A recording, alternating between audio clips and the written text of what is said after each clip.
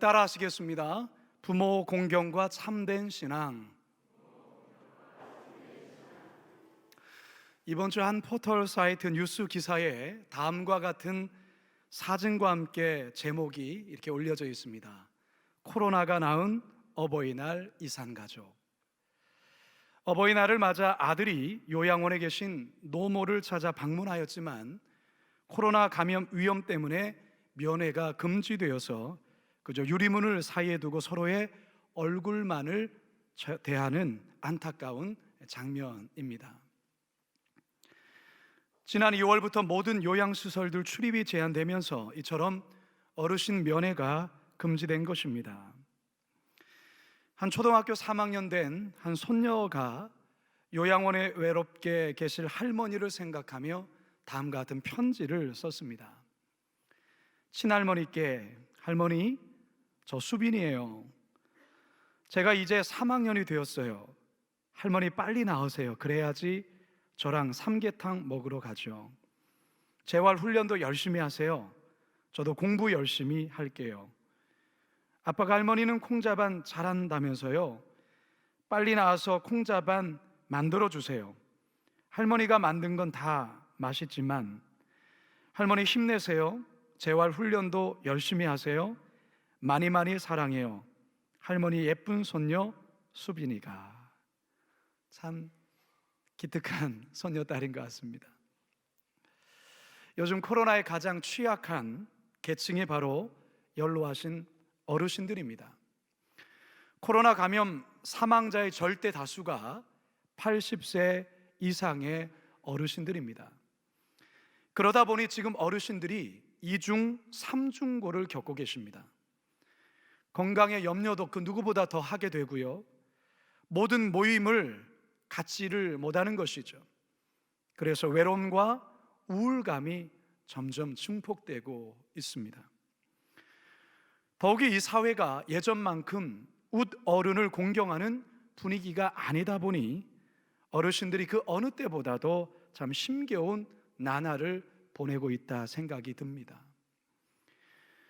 사랑하는 성도 여러분, 오늘은 모든 교회가 어버이의 은혜를 기억하며 지키자는 의미에서 정한 어버이 주일입니다. 코로나로 인해서 여러모로 힘든 어르신들, 그리고 점점 어른 공경이 사라지고 효가 경시되어가는 시대적 분위기에서 우리 그리스도인들은 어떻게 어른 공경, 부모 공경을 실천해야 될지 오늘 본문을 통해 하나님의 살아계신 음성 듣게 되기를 주님의 이름으로 축원합니다. 한번 따라 하시겠습니다. 성경의 가르침은 부모 공경입니다. 우리는 부모 공경, 효하면 유교를 가장 먼저 떠오르곤 하죠. 그러면서 기독교는 효하고는 왠지 거리가 먼 것, 하나님만 잘 섬기면 되는 것으로 그렇게 이해를 하는 경향이 있습니다. 이 같은 생각은 기독교와 성경을 제대로 알지 못하는 데서 기인된 오해입니다. 유교 사상이 깊이 뿌리내린 우리나라에 처음 복음이 전해졌을 때 기독교는 부모 공경도 모르는 그와 같은 종교라 배척을 많이 받았습니다. 주된 원인은 바로 제사와 관련되어 있기 때문에 그렇습니다. 조상 제사를 돌아가신 선조들과 부모에 대한 효로 여겼던 전통 사상과 귀신에게 행하는 우상 숭배라는 성경적 세계관이 서로 충돌되었던 것입니다. 사실 이 같은 갈등은 지금도 여전히 존재합니다. 그러나 기독교는 살아계실 때에 부모에게 효를 다할 것을 강조하며 가르침입니다. 우리가 성경을 읽다 보면 사실 이 부모 공경에 대한 오해의 소지를 갖게 하는 성경 구절을 대할 때가 있습니다. 예컨대 이런 구절들이죠. 마태복음 10장 37절에 보면 아버지나 어머니를 나보다 더 사랑하는 자는 내게 합당하지 아니하고, 마태복음 8장 21절과 22절에 보면 제자 중에서 또 한 사람이 이르되 주여 내가 먼저 가서 내 아버지를 장사하게 허락하옵소서. 예수께서 이르시되 죽은 자들이 그들의 죽은 자들을 장사하게 하고 너는 나를 따르라 하시니라. 이런 구절이 마치 부모 공경과 효를 행하지 않아도 된다는 식으로 이해하고 적용하는데 그건 굉장한 오해입니다. 이 구절은 당시 제자들에 대한 단호한 헌신과 결단을 촉구함에 대한 성경 구절이지 부모 공경이나 효를 행하지 않아도 된다는 식의 이해와 적용은 무식의 소치라 할 수 있는 것입니다. 기독교는 그 어느 종교보다 부모 공경과 효를 대단히 강조합니다. 성경은 초지일관 이 같은 내용을 지지합니다. 하나님께서 모세를 통해 이스라엘 백성들을 출애굽시키시고 3개월 만에 시내산 자락에 도착했을 때 하나님 나라 백성으로 지켜야 될 10가지의 계명, 즉 10계명을 전해주시죠. 여러분들도 잘 알다시피 10계명은 크게 두 가지 측면에서의 하나님의 명령이라 할 수 있습니다. 첫 번째는 1계명에서 4계명까지 인간이 하나님과의 관계 속에서 지켜야 될 대신 계명이라 할 수 있고요, 5계명에서 10계명까지는 사람과 사람과의 관계에서 지켜야 될 대인 계명을 말합니다. 자, 그런데 대인 계명에서의 가장 첫 번째 계명이 무엇입니까? 내 부모를 공경하라입니다. 오늘 우리가 읽은 본문에서도 바로 그 같은 내용이 등장하죠. 7장 10절 상반절입니다. 시작. 모세는 내 부모를 공경하라 하고, 제 5계명인 내 부모를 공경하라라는 이 계명은 다른 9가지 계명과는 아주 차별화된 독특한 계명이라 할 수 있습니다. 대부분 10계명을 보면 뭐뭐 하지 말라, 뭐뭐 하지 말라, 뭐뭐 하라라는 내용만 기록되어 있습니다. 그런데 부모 공경에 대해서는 이것을 행하였을 때에 하나님이 친히 복을 주시겠다는 약속이 덧붙여져 있습니다. 출애굽기 20장 12절 함께 봅니다. 시작. 내 부모를 공경하라. 그리하면 내 하나님 여호와가 내게 준 땅에서 내 생명이 길리라. 내 부모를 공경하라. 그러면 하나님께서 복을 주시겠다 그 말이에요. 당시의 복은 생명 연장, 장수에 대한 복이 굉장한 복이었죠.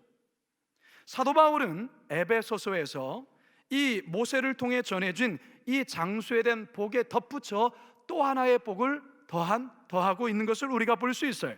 에베소서 6장입니다. 함께 읽습니다. 시작. 내 아버지와 어머니를 공경하라. 이것은 약속이 있는 첫 계명이니 이로써 내가 잘되고 땅에서 장수하리라. 땅에서 장수한다는 것은 방금 출애굽기에서 10계명이 명시되어 있어요. 여기에 사도 바울은 내가 잘되고라는 것을 덧붙이고 있습니다. 다시 말해서 형통의 복을 더 하고 있다라는 것입니다. 사랑하는 성도 여러분, 부모 공경을 잘하면 형통의 복과 장수의 복을 받습니다. 믿으십니까? 구약 성경에 바로 이 부모 공경을 실천함으로 이 같은 장수의 복과 형통의 복을 누린 한 인물이 등장합니다. 그가 누구냐? 룻기서의 주인공인 모압 여인 룻입니다. 그녀는 태생적으로는 이방 여자입니다. 이방인이라는 것이죠. 그는 일찍 과부가 되는 큰 아픔을 겪게 됩니다. 하지만 시어머니인 나오미를 지극히 봉양함으로 결국 그는 보아스의 아내가 되고 이후에 다윗 왕의 증조 할머니가 될 뿐만 아니라 더 나아가 예수 그리스도의 족보에 당당히 이름이 새겨지는 놀라운 복을 받게 됩니다. 바로 이것이 부모 공경하는 자에게 하나님이 주시는 놀라운 복의 구체적인 예라는 것입니다. 다윗의 아들 솔로몬 역시 이 같은 진리를 알고 있었기에 그는 잠언을 통해서 부모 공경에 대해서 굉장히 강조하고 또 강조합니다. 그 가운데 한 구절을 살펴보면 잠언 23장 25절입니다. 시작. 내 부모를 즐겁게 하며 너를 낳은 어미를 기쁘게 하라. 성도 여러분, 이처럼 성경은 부모 공경을 끊임없이 강조합니다. 앞에서 말씀드린 대로 부모 공경을 잘했을 때는 하나님이 친히 복을 주시겠다고까지 말씀하신 겁니다. 왜 이렇게까지 말씀하실까요? 부모 공경하라는 것입니다. 또 하나는 부모를 공경하지 않을 때에, 불효를 행할 때는 하나님으로부터 무서운 심판이 있을 것이라 경고도 하고 있습니다. 마가복음 7장 10절 하반절 시작. 아버지나 어머니를 모욕하는 자는 죽임을 당하리라 하였거늘. 그렇습니다. 출애굽기에 나오는 부모 공경을 하지 않았을 때에 그 말을 우리 예수님께서 재인용하고 있는 것입니다. 성도 여러분, 지금 우리 사회는 고령화 사회가 되었습니다. 이 고령화된 사회 속에 어른에 대한 존경과 어른에 대한 공경보다는 점점 이 어른에 대한 경시하는 풍토가 자리하고 있는 그런 안타까운 모습을 보게 됩니다. 이번 코로나19로 인해서 더욱더 그와 같은 분위기가 더욱더 가중되고 있는 것은 아닌가라는 생각도 해봅니다. 성경은 우리들에게 요청이 아니라 명령하고 있습니다. 무엇을 명령합니까? 내 부모를 공경하라. 하나님의 명령입니다. 하나님께서 우리에게 부모를 공경하라 명령하십니다. 부모를 공경했을 때 하나님께서 복을 주신다 약속하십니다. 반대로 부모를 경시하면 화를 당한다 경고합니다. 우리 성도들만이라도 세상의 이 풍토와는 달리 어버이를 잘 공경하시며 어버이를 잘 공경하시는 복된 성도들 다 되시기를 주님의 이름으로 축원합니다. 두 번째 한번 따라 하시겠습니다. 부모 공경이 하나님을 공경하는 것입니다. 오늘 우리가 읽은 이 마가복음 본문은 바리새인들이 이 외식된 종교 행위에 대해서 우리 예수님이 아주 강하게 책망을 하시면서 부모 공경에 대한 그러한 말씀이 쓰여져 있는 것입니다. 11절과 13절 함께 볼까요? 시작. 너희는 이르되 사람이 아버지에게나 어머니에게나 말하기를 내가 드려 유익하게 할 것이 고르반 곧 하나님께 드림이 되었다고 하기만 하면 그만이라 하고 자기 아버지나 어머니에게 아무것도 하여 드리기를 허락하지 아니하여 너희가 전한 전통으로 하나님의 말씀을 폐하며 또 이 같은 일을 많이 행하느니라 하시고. 예수님 당시의 바리새인들은 종교 지도자들이었습니다. 그들은 어떻게든 율법을 잘 따르고 실천하기를 나름 애를 썼던 그러한 사람들이었습니다. 그런데 예수님 당시에 이 바리새인들은 예수님께 참 여러 가지로 책망을 많이 받았죠. 오늘 본문에서는 바리새인들이 물질로 부모를 공양하는 책임을 회피할 수단으로 고르반 제도를 악용하는 것에 대해 우리 예수님이 아주 신랄하게 고발하고 있습니다. 고르반이란 말의 뜻이 뭐냐면 하나님께 예물되었다, 하나님께 드림이 되었다라는 뜻입니다. 고르반. 근데 이것은 뭐냐면 자신이 소유하고 있는 이 물질에 대해서 고르반 이렇게 선언하면 이것은 하나님께 드린 성물이 되는 거예요. 그래서 부모님 앞에는 공양하지 않는 거예요. 그러면서도 자신은 하나님을 잘 섬겼다고 스스로를 합리화시키는 거예요. 그런데 이 나쁜 사람들이 그렇게 고르반, 하나님께 드린 성물을 다 주님께 드리는 것이 아니라 일부만을 성전에 헌납하고 나머지는 입마에 포켓하는 거예요.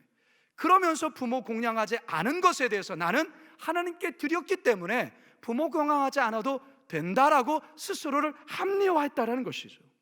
예수님은 당시에 이 같은 바리새인들의 이 전통, 유전에 대해서 아주 신랄하게 고발하면서 그들은 하나님께서 모세를 통해 주신 10계명의 5계명을 어기는 것과 동시에 부모를 모욕하는 행위라고 우리 주님이 책망하고 있는 것입니다. 성도 여러분, 이 고르반 제도가 처음부터 이럴 목적으로 만들어진 게 아니에요. 이 고르반 제도는 하나님을 더 잘 섬기기 위해서 만들어진 장로들의 전통인데 이게 시간이 지나면서 처음 정신은 사라지고 부모에게 경제적 섬김의 의무를 하지 않으려는 꼼수로 그런 기만적인 수단으로 악용되었던 것이에요. 저는 오늘날 이 사회 속에서도 고르반 제도를 악용하는 자기의 편의대로 이것을 꼼수를 부리는 이 바리새인들과 같은 그런 불효자들이 이 사회에 많은 것을 보게 됩니다. 성도들 중에서도 하나님을 섬기고 교회에 봉사한다는 그런 바쁘다는 이유로 부모 섬김을 소홀히 하는 경우들이 있어요. 그건 대단히 잘못된 신앙입니다. 왜 신천지가 이단입니까? 왜 신천지가 사회로부터 그런 비난을 받습니까? 그들은 부모도 없어요. 그들은 가족도 필요 없어요. 성도 여러분, 공경을 한자로 풀이하면 공손할 공과 두려워할 경을 써서 공손히 받들어 섬긴다, 이게 공경이죠. 히브리어에서 이 공경이라는 말은 카베드라는 단어를 씁니다. 카베드. 이 카베드 단어의 기본적인 의미는 존경하다, 영광되게 하다라는 뜻이에요.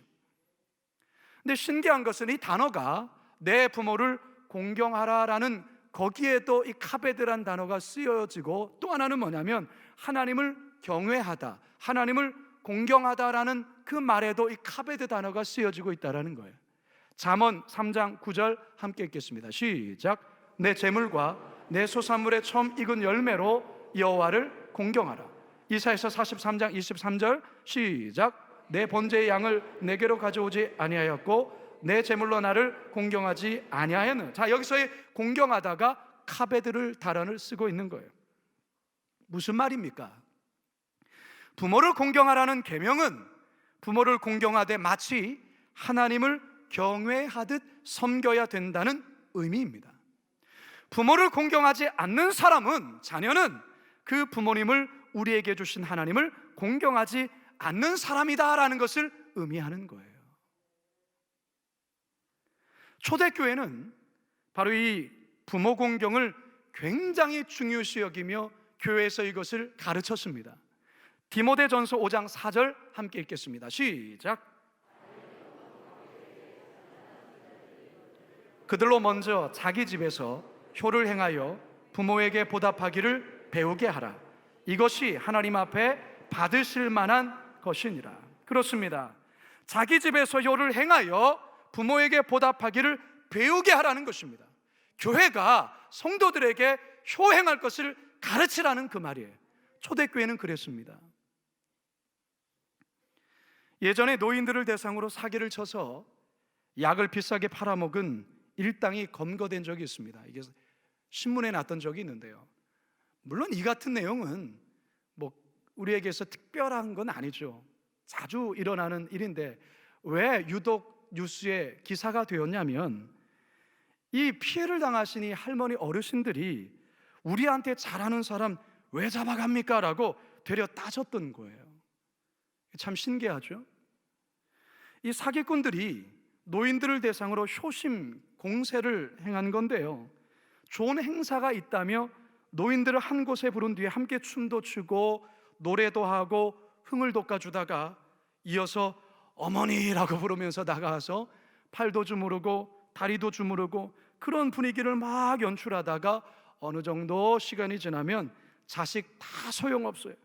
어머니 몸은 직접 챙겨셔야 합니다. 그러면서 약을 들밀고 그렇게 선전을 하면 이 어르신들이 그거 덥석덥석 사시는 거예요. 예, 여기서는 아멘 안 하셔도 됩니다. 근데 이 어르신들이 뭐라고 말하냐면, 아들과 딸도 그렇게 안 해주는데 우리 같은 늙은이한테 워낙 친절하게 다 해주니 용돈 쓰는 게 뭐가 아깝냐, 이렇게 말하는 거예요. 잘못한 게 없는 사람들 선처를 호소한 거예요. 참, 이 사건을 담당한 수사 과장님이 신문 기자와의 인터뷰에서 뼈가 있는 한마디를 이렇게 합니다. 할머니들이 평소 얼마나 정에 목말랐으면 단속할 때마다 같은 상황이 벌어질까. 사기꾼을 감싸는 할머니를 볼 때마다 자식들 깊이 반성해야 합니다. 성도 여러분, 여기 앉아 계신 여러분들, 또 여기 서 있는 저 역시 우리가 반성할 게 많지 않을까요? 여러분, 저와 여러분은 하나님을 사랑하는 자들입니다. 맞습니까? 하나님께 열과 성을 다해 예배하고 하나님의 뜻을 따르려고 애쓰는 자들입니다. 맞습니까? 그렇다면 여러분의 부모님께 열과 성을 다해 섬기고 공경해야 합니다.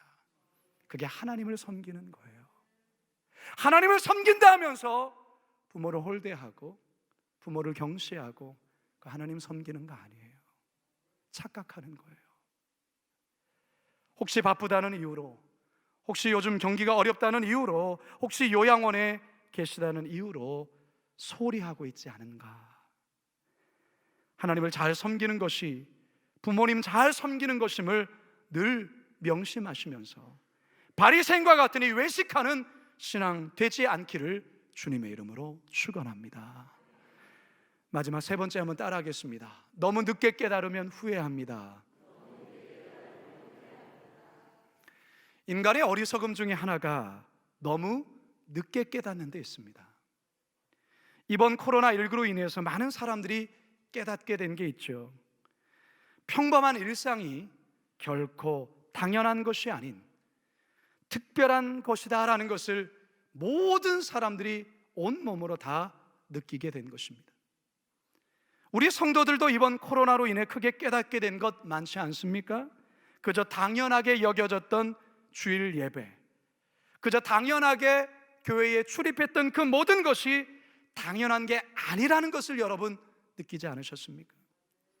목장 식구들과의 그저 당연하게 만나는 만남, 그저 당연하게 여겨졌던 수많은 신앙의 훈련들, 봉사들이 결코 평범한 것, 당연한 것이 아닌 아주 특별한 하나님의 선물이라는 것을 우리 모두는 느꼈던 것입니다.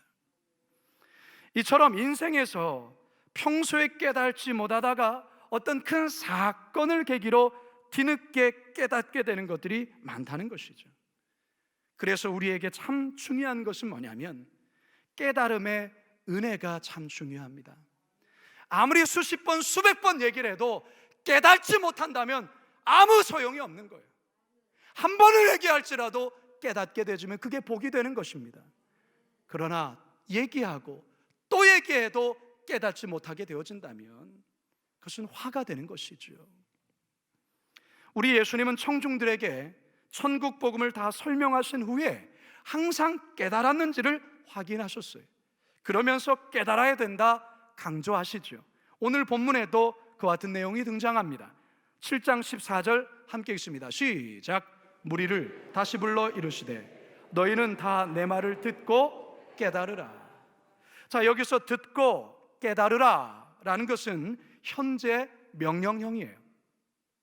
헬라어에서 현재 명령력은 일시적이며 단회적인 동작을 명령하는 부정 명령형과는 다르게 계속되며 반복되는 동작을 명령하는 경우에 해당됩니다.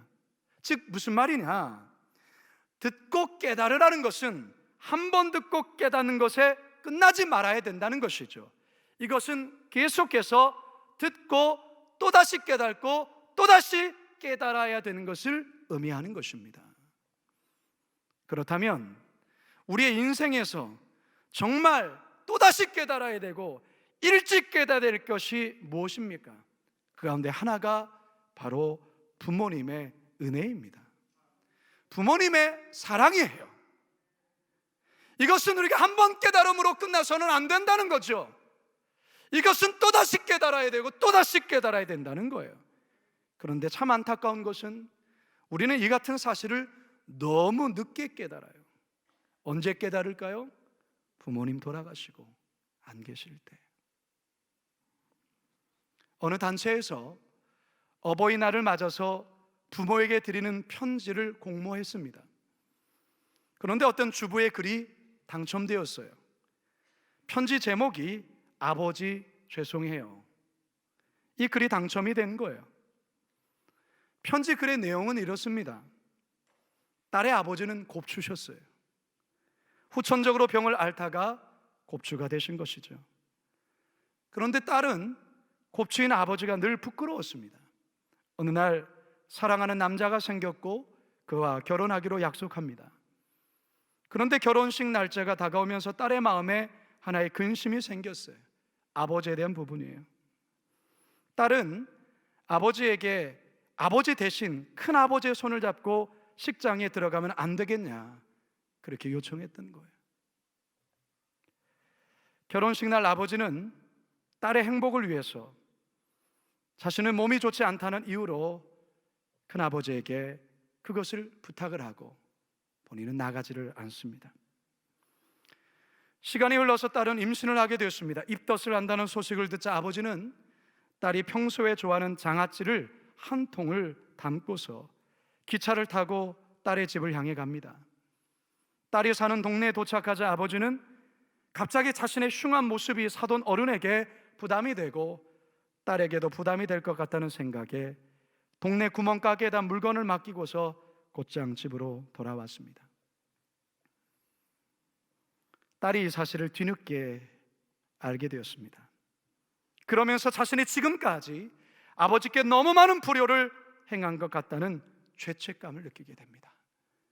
그러면서 그는 아버지에게 용서와 참회의 마음을 담은 편지를 쓰게 된 것이고 그것이 당첨이 된 것입니다. 수상소감에서 그는 이러한 말을 고백합니다. 한 번 내뱉은 말을 다시 주워 담을 수 없듯이 한 번 저지른 불효도 거두어 들이기가 어려운 것 같습니다. 이제라도 아버지께 용서를 빌고 바르게 효도를 하겠습니다. 성도 여러분, 부모 공경도 다 때가 있습니다. 돌아가시고 난 다음에 하려 해도 할 수 없을 때가 옵니다. 지금 계실 때, 지금 살아계실 때 잘해드려야 됩니다. 무엇보다 부모님 마음 잘 헤아려 드리는 것, 부모님 기쁘시게 해드리는 것, 그거 하셔야 됩니다. 그게 바로 부모 공경이시죠. 성도 여러분, 우리는 누군가의 자식이며 또한 부모입니다. 물론 지금은 아니지만 언젠가 부모가 될 이들도 우리 교회 안에는 많이 지금 앉아 있습니다만 언젠가는 여러분도 부모가 될 것입니다. 부모는 늘 자식에게 퍼주고 또 퍼주어도 늘 부족하게 느끼고 미안한 마음을 갖는 게 부모인 것 같습니다. 이 부모의 마음을 사실 자식들이 따라올 수가 없죠. 부모가 되었을 때 비로소 그것을 느끼게 되는 것 같습니다.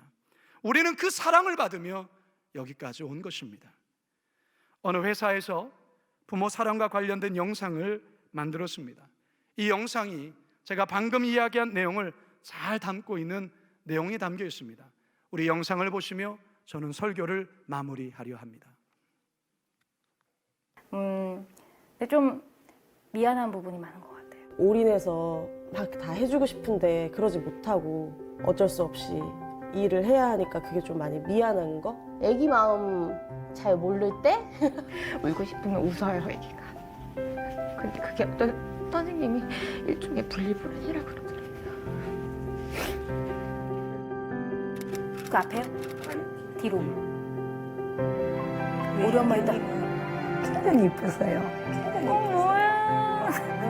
안 하고 못난이 이렇게 오히려 내가 지금 제일 후회되는 게 애들한테 사랑 듬뿍 준 게 아니고 내 욕심으로 키운 게 아닌가. 진짜 미안하고.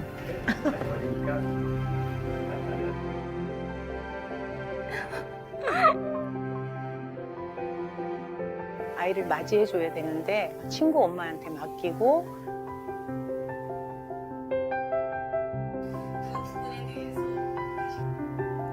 갑자기 그날 끝까지 못 밀어줘서 엄마가 미안하다. 시집 안 간다고 그랬었는데 시집 가서 가정을 잘 꾸리고 있고 또 특히 아기도 안 낳고 그냥 산다고 했는데 아기도 낳고 해서 어떡하지? 눈물 나.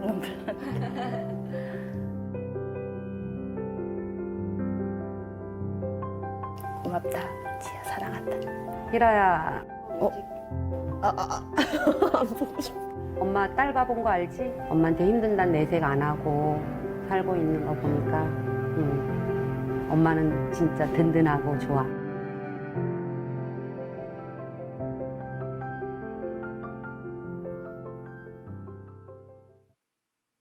네.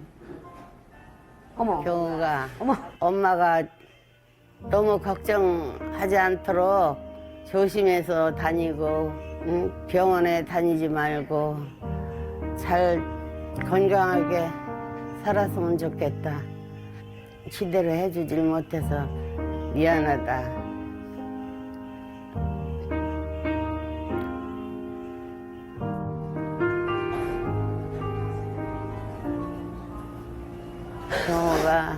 사랑한다, 엄마가.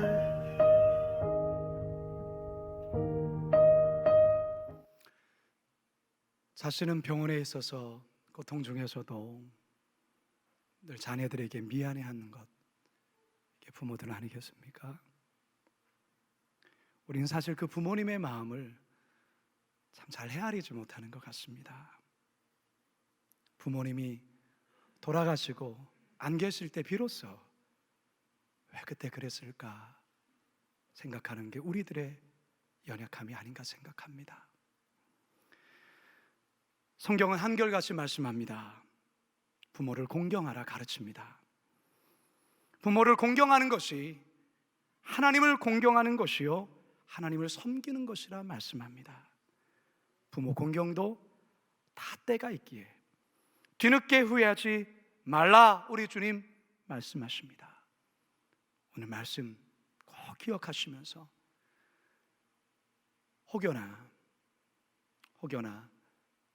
연로하시고 또 고통 속에 있는 어머님 계시면 오늘 다시 한번 전화 한 번 더 드리시고 또 여러분 용돈 드리시고 또 여러분들 남은 인생 어머님 잘해드리고 아버님 잘해드리고 효도하시는 우리 성도들 다 되시기를 주님의 이름으로 축원합니다. 기도하시겠습니다. 이 시간 우리 하나만 기도하겠습니다.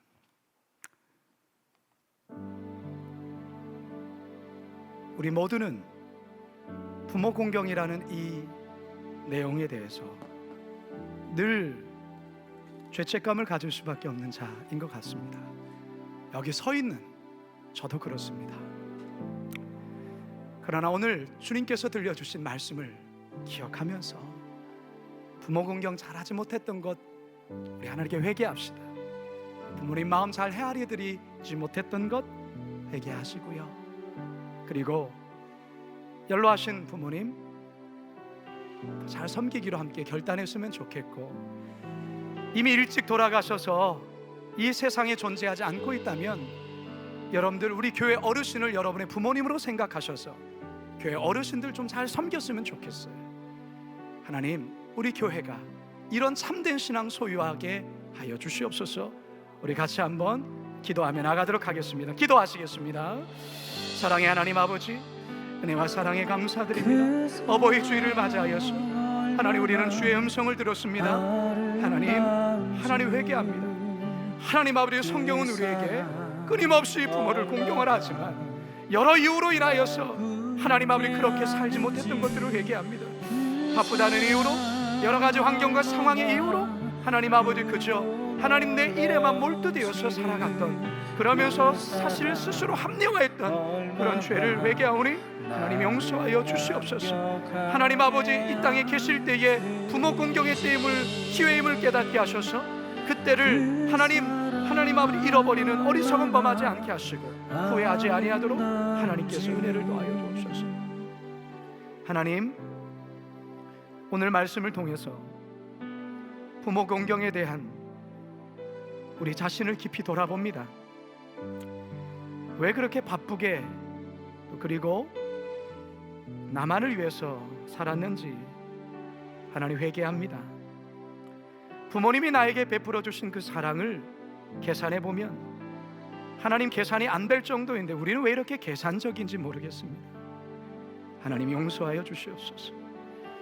하나님, 지금이라도 부모 공경을 잘 실천할 수 있게 하시고 하나님을 공경한다면 부모 공경한다는 것을 깨달아 때가 늦기 전에, 후회하기 전에 우리 부모님 잘 섬기는 우리 성도들 되게 하여 주시옵소서.